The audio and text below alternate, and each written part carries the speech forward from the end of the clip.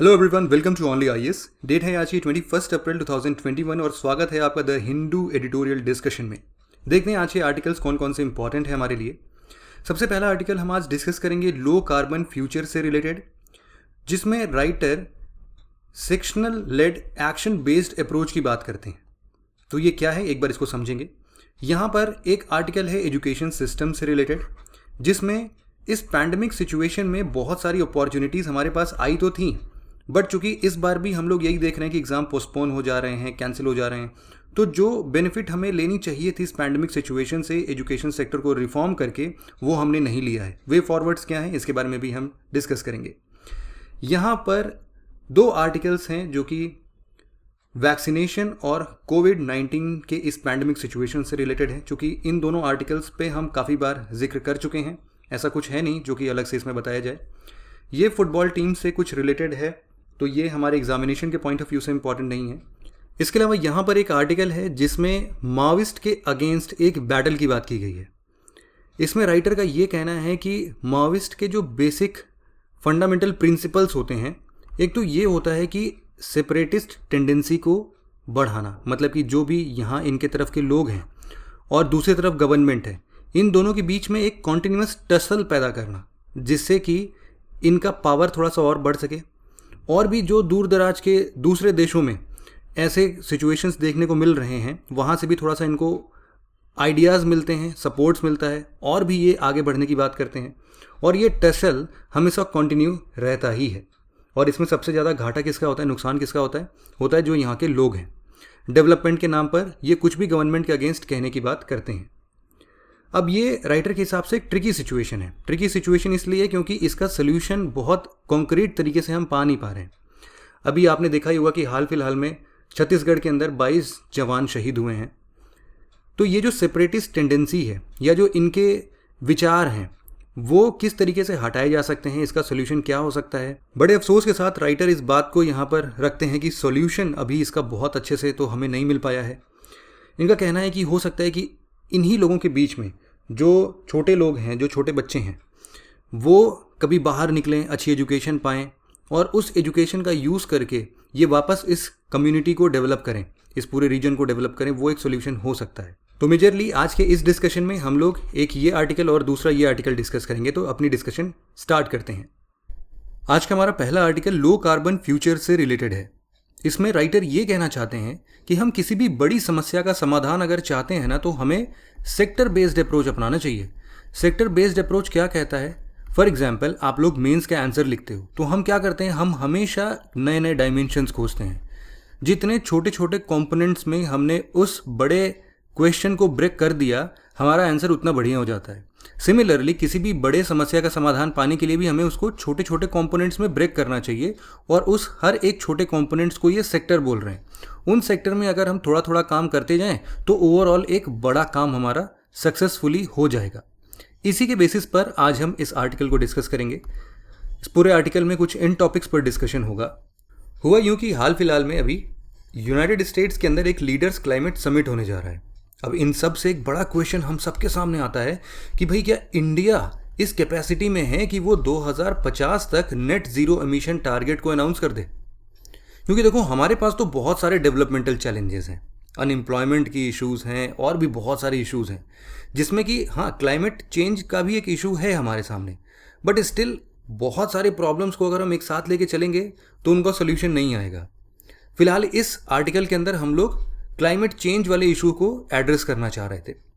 हम सबको ये भी पता होना चाहिए कि inter governmental panel on climate change ने ये बोला है कि 2050 तक पूरे ग्लोबल लेवल पर हमें नेट ज़ीरो एमिशन को टारगेट करना ही पड़ेगा, नहीं तो क्लाइमेट चेंजेस कुछ इस तरीके से हमें अफेक्ट करेंगे कि उसका सोल्यूशन फिर निकाल पाना बहुत मुश्किल हो जाएगा।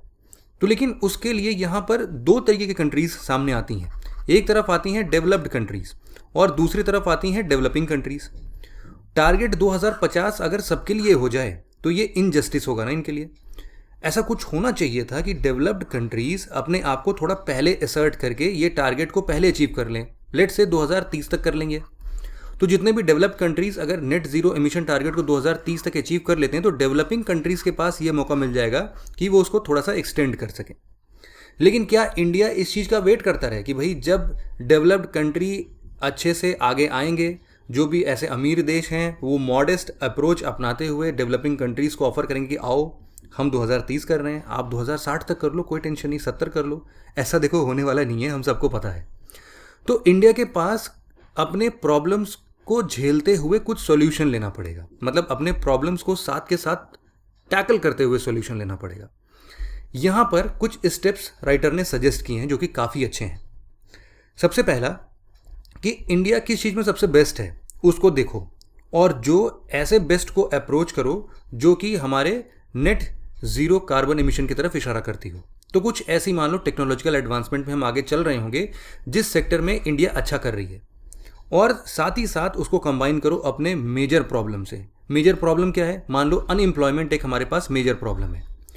तो इस सेक्टर को ग्रोथ के लिए क्या चाहिए होगी? लोगों की ज़रूरत, ह्यूमन रिसोर्सेज की ज़रूरत पड़ेगी, और उन ह्यूमन रिसोर्सेज को फुलफिल करेगा हमारा ये वाला प्रॉब्लम। मतलब क्या कर रहे हैं हम कि नेट ज़ीरो कार्बन एमिशन की तरफ भी जा रहे हैं और साथ ही साथ अपने एग्जिस्टिंग प्रॉब्लम्स का सोल्यूशन भी फाइंड कर रहे हैं। उसका एक कॉम्बिनेशन होगा, ठीक है। तो इस तरीके से हम कंबाइन करके मेजर प्रॉब्लम्स को सॉल्व कर सकते हैं। दूसरा एक जो सेक्टर आता है वो आता है हमारा इलेक्ट्रिसिटी सेक्टर। यहाँ पर इलेक्ट्रिसिटी सेक्टर को डीकार्बोनाइज करने की बात हो रही है, क्योंकि हमारे ग्रीन हाउस गैस एमिशन में majority of the contribution electricity sector का है, अप्रॉक्सीमेटली 40% आप मान सकते हो।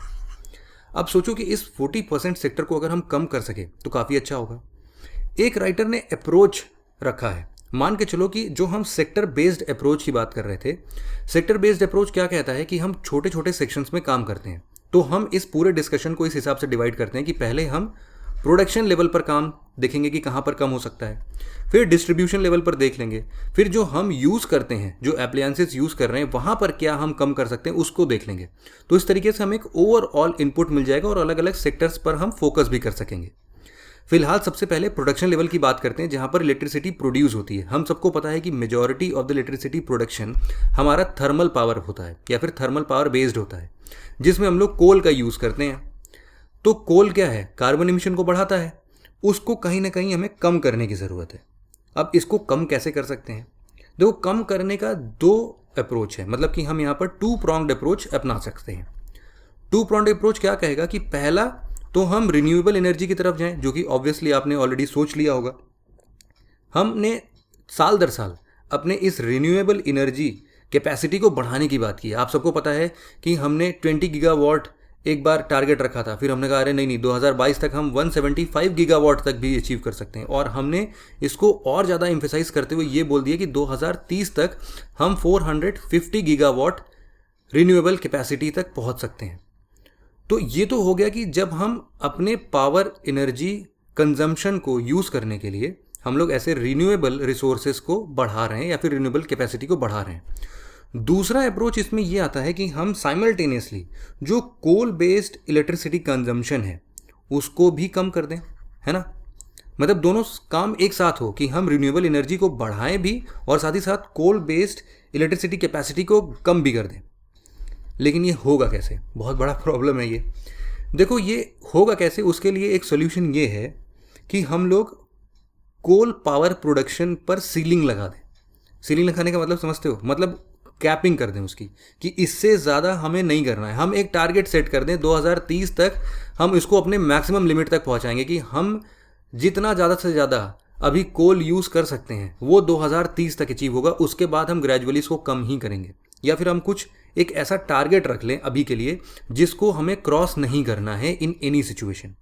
और हम ये भी कहते हैं कि इस टारगेट का पीक 2030 तक हो, ताकि हमें एक सेफ्टी चैम्बर मिल जाए कि हम इस सेफ्टी चैम्बर के बाद, मतलब 2030 के बाद हम कोल के कंजम्पशन को एनी हाउ कम करना ही है। साथ ही साथ यहाँ पर एक और तरीका हो सकता है कि जो एग्जिस्टिंग पावर प्लांट्स हैं, मान लो जो कोल बेस्ड पावर प्लांट्स हैं, उनमें हम लोग क्लीनर टेक्नोलॉजी को यूज़ कर लें, है ना। वहाँ पर टेक्नोलॉजिकल एडवांसमेंट होगा तो भी तो हम धीरे धीरे डीकार्बोनाइजेशन की तरफ ही जा रहे होंगे। इसके बाद राइटर ने एक और सजेशन दिया है कि हम एक कमीशन का गठन करते हैं। कमीशन कोई आम कमीशन नहीं होगी, जस्ट कमीशन होगी जिसमें सभी का ध्यान रखा जाएगा। और इस ट्रांजिशन के दौर पे जब हम कोल बेस्ड एनर्जी कंजम्पशन को हम लोग धीरे धीरे रिन्यूएबल बेस्ड एनर्जी कंजम्पशन में तब्दील कर रहे होंगे, उस केस में ये कमीशन हमारा साथ दे। कैसे? सबसे पहले तो ये गवर्नमेंट जितने भी लेवल के होते हैं, हो सकता है सेंट्रल लेवल के हो, स्टेट लेवल के हो, लोकल लेवल का हो, सबको एक प्लेटफॉर्म पर लेके आए, जिनकी जो भी ज़रूरतें हैं उन सब का जायज़ा लिया जाए, और साथ ही साथ यहाँ पर एक लाइवलीहुड अपॉर्चुनिटी क्रिएट की जाए उन लोगों के लिए जो कि अभी तक मान लो कोल बेस्ड पावर प्लांट में काम करते होंगे। अगर हमने रीन्यूएबल एनर्जी लेके आए तो इनके लाइवलीहुड पर सबसे बड़ा क्वेश्चन लगेगा। तो हमें ऐसा नहीं करना है कि हम सबसे पुअर पीपल जो हैं उनके कंधों पर हम बंदूक रखें और रिन्यूएबल एनर्जी को शूट करना चाहते हो कि भाई अब तो हम रिन्यूएबल एनर्जी अचीव कर लेंगे। नहीं, ऐसा नहीं होना चाहिए। सबका साथ सबका विकास वाला हिसाब किताब देखना है कि लाइवलीहुड अपॉर्चुनिटी इनके लिए भी जनरेट कर दें जो कि अभी तक मान लीजिए कोल बेस्ड लाइवलीहुड अर्न करते होंगे। तो ये कमीशन इस बात का ध्यान रखेगा। इसके अलावा राइटर का एक और अप्रोच है कि देखो अभी हाल फिलहाल में इलेक्ट्रिसिटी सेक्टर में बहुत सबसे एग्जिस्टिंग प्रॉब्लम्स भी हैं। अगर उन एग्जिस्टिंग प्रॉब्लम को हमने एड्रेस कर दिया तो भी एक अच्छा सोल्यूशन मिल सकता है। लेट्स से पावर थेफ्ट, सबको पता है बिजली की चोरी पूरे इंडिया भर में बहुत सारी जगह, नॉर्थ इंडिया में मोस्ट कॉमन होती ही होती है। तो उसको अगर हमने कम कर दिया तो काफ़ी फ़ायदा होगा, क्योंकि एक तरफ तो हम बोलते हैं कि भाई फाइनेंस की कमी है इसीलिए हम रिन्यूएबल एनर्जी बिल्ड नहीं कर पा रहे उतने अच्छे से, तो ये प्रॉब्लम यहाँ से सॉल्व हो सकती है। प्लस जो भी डिस्ट्रीब्यूशन कंपनीज़ हैं अगर उनका मैनेजमेंट अगर हम थोड़ा सा अच्छा कर दें तो भी बहुत सारे फ़ायदे देखने को मिल सकते हैं। जो भी डिस्ट्रीब्यूशन के लॉसेस हैं उनको हम थोड़ा सा टैकल कर सकते हैं, ट्रांसमिशन के लॉसेस को टैकल कर सकते हैं। तो ये तो बात हो गई अभी तक जिसमें हम लोग इस बारे में चर्चा कर रहे थे कि हमें प्रोडक्शन देखना है, साथ ही साथ हम अपने कंजम्पशन लेवल पर आगे बढ़ें। राइटर का एक और बात कहना है कि देखो इन सब से बहुत फ़ायदा होने वाला है। इंडिया को थोड़ा फ्यूचरिस्टिक होना चाहिए, जैसे कि हम फ्यूचर टेक्नोलॉजी में कहाँ पर रोल मॉडल बन सकते हैं। लेट्स से स्टोरेज कैपेसिटी को हमने बहुत अच्छा बिल्ड कर लिया, या फिर हमने स्मार्ट ग्रिड्स बनाने में बहुत अच्छी कामयाबी हासिल कर ली। तो इन सब चीज़ों को करते हुए हम काफ़ी अच्छा अपने आप को एम्फेसाइज कर सकते हैं ना, लोगों के लिए एग्जाम्पल्स का काम कर सकते हैं। इवन उसी टाइम पर हम देखेंगे कि फंडिंग भी खूब बढ़िया से आ सकती है, इवन ना केवल अपने कंट्री के प्राइवेट प्लेयर से बल्कि फॉरेन जगह से भी। तो इसका सोल्यूशन हमें यहीं से मिल गया कि हम इन चीज़ों को अचीव करने के लिए कि हमें स्टोरेज कैपेसिटी बढ़ानी है, स्मार्ट ग्रिड्स में आगे बढ़ना है, हम पीपीपी मॉडल अपना लें, पब्लिक प्राइवेट पार्टनरशिप मॉडल अपना लेते हैं।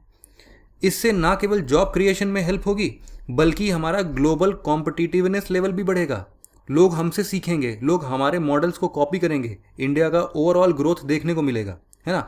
तो विन विन सिचुएशन है यहाँ पर भी। फिर अब हम आते हैं इस तरीके से बात करने में कि केवल प्रोडक्शन एरियाज़ में काम करने से काम नहीं बनेगा, हमें थोड़ा सा कंजम्पशन लेवल पर भी काम करना पड़ेगा। लेट्स से कि हम बात कर रहे हैं कि एप्लायंसेस का हम कैसे यूज़ कर रहे हैं। आप सबको पता होना चाहिए कि जो सीलिंग फ़ैन अभी हम लोग यूज़ कर रहे हैं, जो एवरेज सीलिंग फ़ैन मार्केट में सोल्ड होता है, मार्केट में बिकता है, वो एक सबसे एफिशिएंट फ़ैन जितनी एनर्जी कंज्यूम करता है उससे दुगनी एनर्जी वो एवरेज फ़ैन जो मार्केट में बिक रहा है ना वो कंज्यूम करता है। तो क्या हमें इसको रोकने की ज़रूरत नहीं है? साथ ही साथ हमको ये भी पता है कि यहाँ की कूलिंग नीड्स जो है ना वो बढ़ती जा रही हैं। गर्मी का सिचुएशन मतलब टेम्परेचर बढ़ रहा है, इवन लोगों के जेब में पैसे भी बढ़ रहे हैं। तो उस चीज़ को देखते हुए कूलिंग नीड्स बढ़ रही हैं। हमें एसी चाहिए, रेफ्रिजरेटर चाहिए, जिससे कि हम अपनी ज़िंदगी को थोड़ा और आसानी से जी सकें। इस चीज़ को बनाने के लिए लग क्या रहा है? Power consumption. और ये पावर कहाँ से आ रही है? थर्मल पावर प्लांट से मेजॉरिटी ऑफ द टाइम। उसको कम करने के लिए हमने प्रोडक्शन लेवल पर देख लिया, लेकिन एक चीज़ और कर सकते हैं। हमने स्टार रेटिंग सुना है, तो जो 5 स्टार रेटिंग एप्लायंसेस हैं उनका यूज़ अगर हम बढ़ा सकें तो काफ़ी अच्छा होगा ना। इसके लिए क्या कर सकते हैं कि गवर्नमेंट यहाँ पर भी कैपिंग कर दे।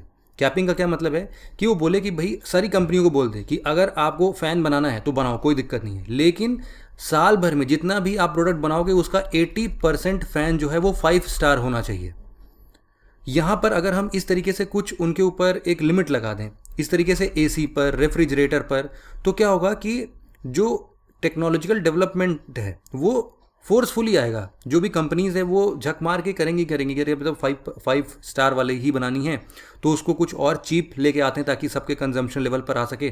तो कुछ ऐसा करके हम एक सॉल्यूशन ले सकते हैं, कंजम्पशन लेवल को भी हम अपने एफिशिएंट बना सकते हैं। इसके अलावा हम लोग लो कार्बन टेक्नोलॉजी को और अच्छे से यूटिलाइज कर लें। लेट्स से कि अगर हम सेक्टर बेस्ड अप्रोच की बात कर रहे हैं तो इसी स्ट्रैटेजी को हम लोग अलग अलग सेक्टर्स में इम्प्लीमेंट करें। एविएशन सेक्टर भी काफ़ी ज़्यादा कार्बन एमिट करता है, साथ ही साथ एविएशन सेक्टर ही क्यों, हमारा जो शिपिंग सेक्टर है या फिर हैवी इंडस्ट्रीज सेक्टर है या फिर इवन रोड ट्रांसपोर्ट का सेक्टर है, ये सब लोग कार्बन एमिशन करते हैं। इन सब में सेक्टर बेस्ड अप्रोच लाना चाहिए। लेट्स से रोड ट्रांसपोर्ट की अगर बात करें तो हम लोग यहाँ पर बायोफ्यूल्स को थोड़ा सा ज़्यादा अपना सकते हैं, एम्फेसाइज कर सकते हैं। हम लोग इवन इलेक्ट्रिक व्हीकल्स को थोड़ा सा प्रमोट कर सकते हैं या फिर कुछ एक mixed hybrid kind of engine बना सकते हैं, सोलर थर्मल बायोफ्यूल्स जिसमें ड्रिवन हो। तो इस तरीके से हम कुछ एफिशिएंट वे में आगे प्रोसीड कर सकते हैं, है ना। तो बहुत सारी चीज़ें हम कर तो सकते हैं, बस हमें करने की ज़रूरत है। अब इन सब चीज़ों को करने के बाद हमारा फ़ायदा क्या होगा? देखो, इस सेक्टर बाय सेक्टर अप्रोच का फ़ायदा ये होगा कि इंडिया के पास अभी तुरंत के तुरंत तो आजकल में प्लानिंग नहीं आ पाएगी कि 2050 को नेट ज़ीरो एमिशन में अगर तब्दील करना है तो क्या करें। लेकिन अगर हमने सेक्टर बाय सेक्टर अप्रोच रखा तो एक टाइम स्पैन मिलेगा कि धीरे धीरे ही सही, लेकिन हम लोग एक ऐसे टारगेट की तरफ पहुंच रहे हैं जो कि अचीवेबल होगा। In the mean while developed country कुछ तो करेंगी, उनका मॉडल कुछ तो आएगा, उनसे भी सीखने को मिल जाएगा। और साथ ही साथ इंडिया के पास एक थोड़ा सा सेफ्टी नेट टाइम मिल जाएगा कि हाँ, इस टाइम फ्रेम में कुछ बड़ा सोच सकते हैं 2050 के लिए, और क्या टारगेट करना है हम उसको सोच सकते हैं। ठीक है, तो इस पूरे आर्टिकल का वे फॉरवर्ड कुछ इसी काइंड ऑफ में आप लिख सकते हो कि हम कुछ ऐसा करें जिससे कि ग्लोबल लेवल पर इंडिया की इमेज चेंज हो, हमारा जो जियोपॉलिटिकल पोटेंशियल है उसको हम अच्छे तरीके से अचीव कर सकें, हम अपने इकोनॉमिक रिस्क को कम करते हुए जितना भी हमारा ओवर डिपेंडेंस है अभी तक टेक्नोलॉजी पर या फिर किसी मटेरियल पर, जिससे कि हम लोग रिन्यूएबल सोर्स ऑफ एनर्जी को बिल्ड करना चाहते हैं, उसको भी हम थोड़ा लिमिट में कर सकें और सेल्फ डिपेंडेंट हो सकें। बढ़ते हैं हम अगले आर्टिकल की तरफ। अगले आर्टिकल में जो अभी इस एजुकेशन सेक्टर में हम इस पैंडमिक सिचुएशन में चेंजेस देख रहे हैं उसके बारे में बताया गया है, कुछ ड्रॉबैक्स के बारे में बताया गया है, कुछ वे फॉरवर्ड्स बताए गए हैं, ये क्या सॉल्यूशन होना चाहिए था लेकिन वो लिया नहीं गया, लेकिन अभी भी क्या ले सकते हैं। तो एजुकेशन से रिलेटेड जो भी इश्यूज़ हैं उससे रिलेटेड है ये टॉपिक। आप जीएस पेपर 2 के इस टॉपिक से इसको रिलेट कर सकते हो और हम इन सभी कॉन्टेक्स्ट पर बात करेंगे। सबसे पहले रॉट लर्निंग की बात करते हैं। देखो, इस बार जब वापस से सेकेंड वेव हमारे सामने आया है इस पैंडमिक सिचुएशन में, तो अब हमें जाके पता चला है कि जो प्रीवियस ईयर में मिस्टेक्स हुए थे उनका कोई भी कॉन्क्रीट सॉल्यूशन नहीं लिया गया। लेट्स से कि पिछले साल भी एग्ज़ाम्स पोस्टपोन किए गए थे, एग्ज़ाम्स कैंसिल किए गए थे। अगर इसका सॉल्यूशन मिला होता तो कम से कम इस साल तो ये बिल्कुल रैंडम काम देखने को नहीं मिलता, लेकिन इस बार भी यही सॉल्यूशंस हमारे सामने हैं।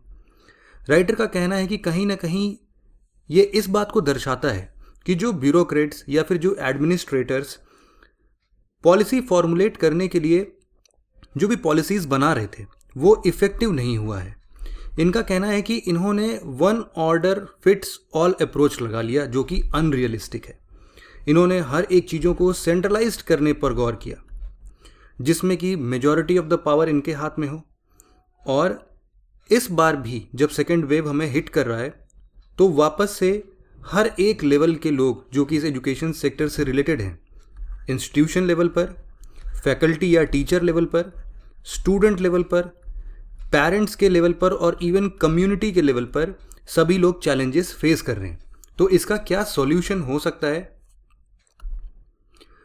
ये पैंडेमिक हमें हमेशा बहुत सारे अपॉर्चुनिटीज़ देने जा रहा था जिसको हमने कैच नहीं किया, ऐसा राइटर का मानना है। जो भी एजुकेशन सिस्टम है वो हमेशा इक्विटेबल होना चाहिए, मतलब कि इररेस्पेक्टिव ऑफ द कंडीशन या फिर आप किस तरीके से पढ़ रहे हैं, आप घर पर पढ़ रहे हैं, स्कूल्स में पढ़ रहे हैं, इररेस्पेक्टिव ऑफ इट आपकी पढ़ाई उसी हिसाब से चलनी चाहिए थी। और ये अपॉर्चुनिटीज़ पैंडेमिक ने दिया भी था कि हम कुछ ऐसे इंफ्रास्ट्रक्चर डेवलप कर लें, कुछ एजुकेशन सिस्टम का ऐसा स्ट्रक्चर डेवलप कर लें जिससे कि हम इस अपॉर्चुनिटी या फिर इस इक्विटेबल सॉल्यूशन को मीट कर पाएँ, लेकिन वो हुआ नहीं। दूसरा कि हमारे पास एक बहुत बड़ी अपॉर्चुनिटी थी जिसमें हम लोग टीचर्स से बात कर सकते थे, उनके जो भी प्रॉब्लम्स हैं उनको अच्छे से सुन सकते थे, उनको हम इवन इनकरेज भी कर सकते थे कि भाई जाओ, अब आप बच्चों को और अच्छे से पढ़ा सकते हो, या फिर उनको ट्रिक्स एंड टिप्स बता सकते थे कि इस तरीके से आप बच्चों को पढ़ा सकते हो। लेकिन वो कुछ भी ऐसा हुआ नहीं। जो भी एग्ज़ाम सिस्टम अभी तक हमारे सामने चला आ रहा था कि हमें नंबर लेके आने होते हैं, कुछ क्वेश्चंस हैं जिनको हमें रटना है, उन क्वेश्चंस के आंसर्स हमें अपने एग्जामिनेशन हॉल में लिख के आने हैं। जितना बेहतर रट सकते हैं, जितना बेहतर हम उस रटी हुई चीज़ को प्रोड्यूस कर सकते हैं, वो बेस्ट रिजल्ट देगा और वही बच्चा सबसे समझदार कहलाएगा। जो ये एक डिफरेंस क्रिएट करने की बात हो रही थी, ये एक ऐसी अपॉर्चुनिटी थी जिसमें हम लोग इफ़ेक्टिव स्टडी के ऊपर फोकस कर सकते थे रॉट लर्निंग के बजाय, लेकिन वो कैच नहीं किया गया। इसके अलावा हम लोग स्टूडेंट्स को एक्सेस करने के लिए या फिर उनकी समझ या फिर उनकी बुद्धिमत्ता, उनका जो एफिशिएंसी है, इंटेलिजेंस है, उसको एक्सेस करने के लिए हम यही सेम सिस्टम, एग्ज़ाम सिस्टम ही अपनाते थे। इस सिचुएशन में हम एग्ज़ाम्स नहीं ले पाए तो हमने क्या किया, एग्ज़ाम कैंसिल कर दिया। कुछ और नहीं किया, हमने उनको प्रमोट कर दिया। कुछ एक और बेहतर सोल्यूशन हो सकता था, राइटर का बस इतना ही कहना है। तो इस साल हमारे लिए मेजर कंसर्न्स क्या क्या हैं? देखो, पहले नंबर पर कंसर्न ये है कि जो रॉट लर्निंग की बात हम कर रहे थे उसमें तो केवल ये था कि जितने बच्चे जितना ज़्यादा मार्क्स पाएंगे वो उतने ज़्यादा अच्छे हैं, ऐसा माना जाता है। तो इस सोशल नॉर्म को ब्रेक करने की ज़रूरत है। दूसरा कि यहाँ पर जो भी टीचर्स हैं, फैकल्टीज़ हैं, उनसे बात करने की ज़रूरत है, उनके इंगेजमेंट की ज़रूरत है कि पढ़ाई में हम और क्या कर सकते हैं।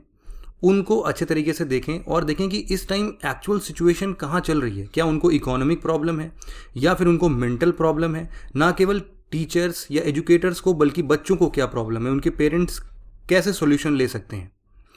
देखो, प्रॉब्लम्स तो बहुत सारे हैं। प्रॉब्लम्स की शुरुआत हम सबसे बेसिक लेवल पर कर सकते हैं कि जब हम ऑनलाइन एजुकेशन की बात करते हैं और हमारे पास इंटरनेट फैसिलिटी की कमी है, तो इंटरनेट फैसिलिटी अभी दूर दराज के गाँव में उतनी अच्छे से मिलती नहीं है। अगर होता भी है तो उस इंटरनेट को लगाने के लिए एक इकोनॉमिक रिजिडिटी आती है कि भाई हमें एक इकोनॉमिकली वायबल पर्सन बनना पड़ेगा, हमें इतने पैसे खर्च करने पड़ेंगे एक्स्ट्रा इस इंटरनेट पैक के लिए। वहाँ पर भी कुछ इश्यूज़ थे। इंटरनेट इंफ्रास्ट्रक्चर की बात करें तो बहुत सारे जगह पर ऐसा कोई भी वाईफाई इनेबल्ड डिवाइस या फिर इसका कनेक्शन लगाने का कुछ भी नहीं था। चलो एक तरफ मान लेते हैं कि ये सब हो भी जाता, फिर भी जो प्रॉपर टेक्नोलॉजी इनको यूज़ करनी थी, इंस्टीट्यूशंस को यूज़ करनी थी या फिर टीचर्स को यूज़ करनी थी, वो इनके पास नहीं थी। और चलो एक तरफ मान लेते हैं इस चीज़ को भी कि चलो वो एप्लीकेशन, वो टेक्नोलॉजी भी इनके पास आ गया। वो एप्लीकेशन या टेक्नोलॉजी के बाद जो उनको ट्रेनिंग देनी चाहिए थी वो ट्रेनिंग नहीं हुई, तो एडिक्वेट अमाउंट ऑफ ट्रेनिंग जिसकी ज़रूरत थी उसकी भी कमी थी। तो ऐसा लगभग 80% से ज़्यादा टीचर्स ने ये रिपोर्ट किया और कहा कि भाई हमारे पास इक्विपमेंट नहीं है उस चीज़ के लिए कि हम उस टेक्नोलॉजी को कैसे हैंडल करें, लेकिन फिर भी बच्चों को पढ़ा रहे हैं। यहाँ पर भी बात नहीं रुकती है। चलो नहीं आता था तो कम से कम जो एडमिनिस्ट्रेटर है या फिर उस इंस्टीट्यूशन को जो चला रहा है उसको तो पूछना चाहिए था ना कि ये टीचर्स कैसे आप हैंडल कर रहे हो, अभी आपका मेंटल स्टेटस कैसा है, आपका हेल्थ कैसा है। वो सब कुछ भी नहीं देखा गया। बस उनको एक ऑर्डर दिया गया और वो पढ़ा रहे हैं। उनको आता है नहीं आता है, इर्रेस्पेक्टिव ऑफ इट, बच्चे उसमें इंटरेस्ट ले रहे हैं नहीं ले रहे हैं उसका कोई मतलब नहीं है। बस एक सेंट्रलाइज्ड कमांड दे दिया गया और उसको लोग ब्लाइंडली फॉलो करने लगे थे। बस यही हो रहा था। तो ये मेजर कंसर्न इस साल भी रहेगा। अगर हम लोग इन चीज़ों पर फोकस नहीं करेंगे तो हमें एकेडमिक ब्यूरोक्रेसी जो है उसको इम्प्रूव करने की ज़रूरत है। टेक्नोलॉजी की बात नहीं है, टेक्नोलॉजी अब इस पर्टिकुलर टाइम पीरियड तक आ चुकी है कि हम इनफ टेक्निकल नॉलेज के साथ लैश हैं कि हम इसको अच्छे तरीके से ऑनलाइन एजुकेशन को आगे बढ़ा सकते हैं। बट स्टिल जो ट्रेनिंग की बात कर रहे हैं हम, या फिर जो हम एक सपोर्ट की बात कर रहे हैं कि इन्वॉल्वमेंट की बात कर रहे हैं इस पूरे कम्युनिटी की, पेरेंट्स की, चिल्ड्रन की, एजुकेटर्स की, एडमिनिस्ट्रेटर्स की, वो कहीं ना कहीं अभी भी थोड़ा कम है। तो हमारे सामने अब वे फॉरवर्ड क्या बचता है? सिंपल सा, जो प्रॉब्लम है वहीं से वे फॉरवर्ड भी आता है कि हमें एकेडमिक स्टेक होल्डर्स के साथ बैठ के बातचीत करने की ज़रूरत है। जो भी ब्यूरोक्रेटिक एडमिनिस्ट्रेटर्स हैं वो इन लोग को बुलाएं, इनके प्रॉब्लम्स को सुनें और उसको सॉल्व करने की कोशिश करें। दूसरा कि ये जो भी फाइनल एग्ज़ाम्स होते हैं जो कि मार्क्स ड्रिवन होते हैं कि मार्क्स जो ज़्यादा लाएगा वो ज़्यादा अच्छा है, इससे कहीं ना कहीं हमें बाहर आने की ज़रूरत है। हम इस चीज़ पर फोकस नहीं कर सकते कि मार्क्स ही एकमात्र क्राइटेरिया है स्टूडेंट्स को जज करने के लिए। हम उनके अलग अलग लेवल पर टेस्टिंग कर सकते हैं। इसी के साथ साथ हमें स्टूडेंट्स के अंदर इमेजिनेटिव पावर को डेवलप करने की बात भी करनी चाहिए कि वो अपने हिसाब से लिखें, या फिर हम इसको ओपन बुक एग्जामिनेशन भी बोलते हैं कि चलो किताब खोल लो, लेकिन क्वेश्चंस चूँकि जैसे हमारी यूपीएससी में आता है कि कभी भी स्ट्रेट फॉरवर्ड नहीं होता है, हमेशा आपके ओपिनियन की डिमांड करता है। तो ऐसे ओपिनियन बेस्ड क्वेश्चंस या फिर जिसमें उनको सोचना पड़े तभी आंसर लिख पाएँ वरना ना लिख पाएँ, तो ऐसे कुछ प्रोसेस की ज़रूरत हमें पड़ सकती है। कंक्लूजन पर हम आते हैं और यही बताते हैं कि जो भी डिसीजन मेकर्स हैं उनको अभी थोड़ा सा एजुकेशनल इंस्टीट्यूशंस पर ध्यान देके कुछ और अच्छे एफर्ट्स के साथ पॉलिसीज़ लेके आना चाहिए, अपनी मिस्टेक्स से सीखना चाहिए। जो भी यूनिवर्सिटीज़ और स्कूल्स हैं उनको डिसेंट्रलाइज करना चाहिए। डिसेंट्रलाइज मतलब कि उनको पावर देनी चाहिए कि वो अपनी लोकेलिटी के हिसाब से कुछ अच्छे सॉल्यूशंस डेवलप कर सकें। हमें शॉर्ट साइटेड डिसीजंस नहीं देने चाहिए। हमें ये देखना चाहिए कि हम अब पूरे एजुकेशन सिस्टम को ही चेंज करने की बात कर रहे हैं, तो एक बड़ा पिक्चर हमेशा दिमाग में बना रहे। ऐसा ना हो कि हमें झटका लगा और हमने एग्ज़ाम कैंसिल कर दिया। ऐसा अप्रोच बिल्कुल भी नहीं अपनाना है।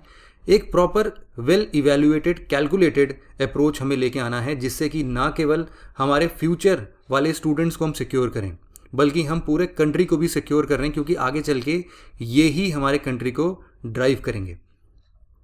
तो आज के इस डिस्कशन में बस इतना ही था। Thank you very much for listening it very patiently friends. Have a nice day.